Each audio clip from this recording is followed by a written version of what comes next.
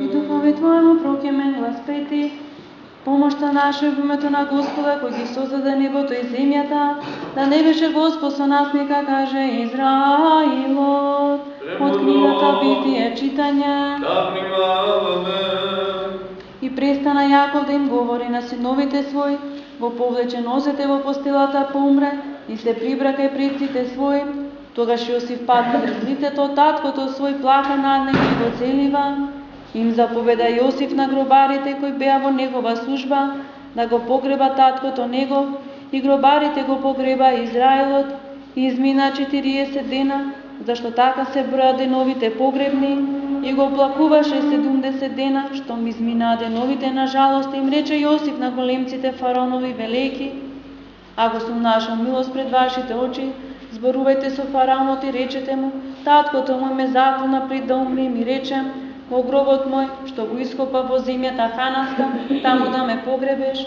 Па сега би сакал да одам и да го погребам таткото мој, а потоа ќе се вратам. И му рекол на фараонот според зборовите Јосифови, а фараонот му рече на Јосифа: оди и погреби го таткото твој, штом те заколнал.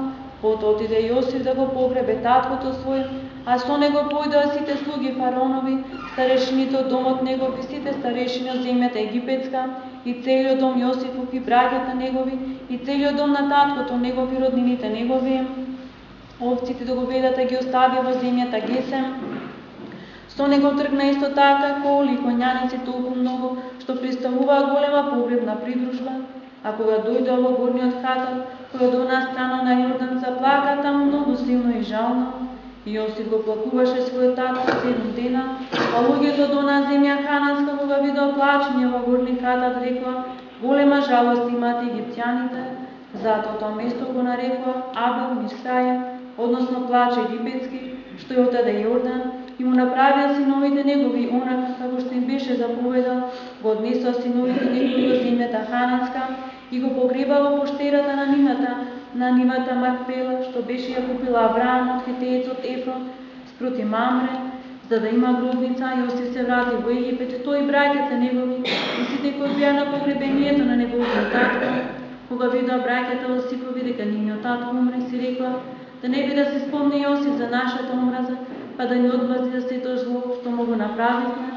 Затоа дојде и му рекла на Јосифа: татко ти остави клетва пред да умре, и рече: вака кажете му на Јосифа: прости ми на браќата твои неправдата и гревот нивни, што ти го направија, и ете сега прости го гревот на слугите на татковиот Бог.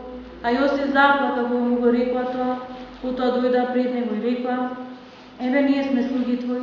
Јосиф им рече: не плашете се, бидејќи јас сум во Бога, вие помислите лошо за мене, но Бог тоа го обрна во добро, за да се изврши она што денес се случува, да се прехранат многу луѓе.